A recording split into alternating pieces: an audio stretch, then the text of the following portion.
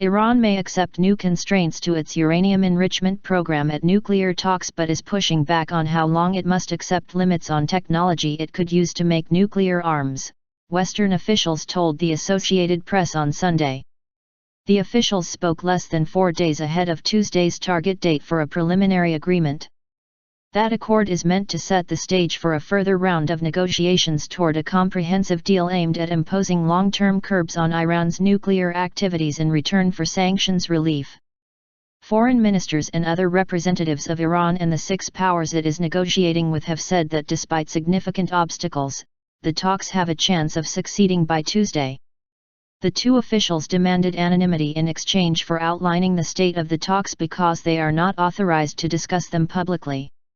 The sides are advancing on limits to aspects of Iran's uranium enrichment program which can be used to make the core of a nuclear warhead, they said.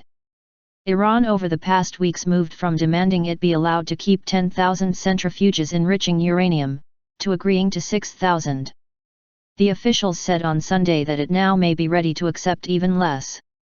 Tehran also is ready to ship out all of the enriched uranium it produces to Russia, a change from previous demands that it be allowed to keep a small amount in stock, the officials said. One of them, however, cautioned that Iran had previously agreed to this but changed its mind.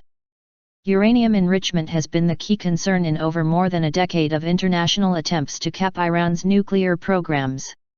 Tehran says it wants to enrich only for energy, science, industry, and medicine, but many nations fear it could use the technology to make weapons-grade uranium.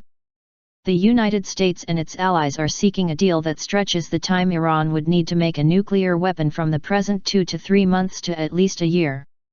The officials said differences on the length of an agreement remains one of the main disputes. Iran, they say, wants a total lifting of all caps on its activities after 10 years, whereas the US and others at the talks, Russia, China, Britain, France, and Germany, insist on progressive removal after a decade of pervasive limits. Differing interpretations.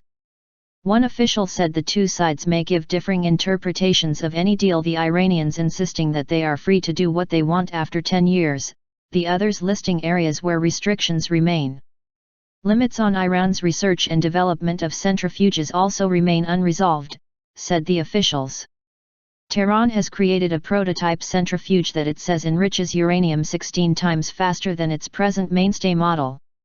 The US and its partners want to constrain research on such and other advanced models, because it would greatly increase the speed that Tehran could make enough weapons-grade uranium for a bomb, once limits on its programs are lifted. One of the officials said Russia remains opposed to American insistence that any UN sanctions lifted in the course of a deal be quickly reimposed in case Tehran reneges on any commitments, saying Moscow fears establishing a precedent. Both said monitoring remains a problem, with Iran resisting attempts to make inspections and other ways to make sure there is no cheating as intrusive as possible. There is tentative agreement on turning a nearly finished reactor into a model that gives off less plutonium waste than originally envisaged. Plutonium, like enriched uranium, is a pathway to nuclear weapons.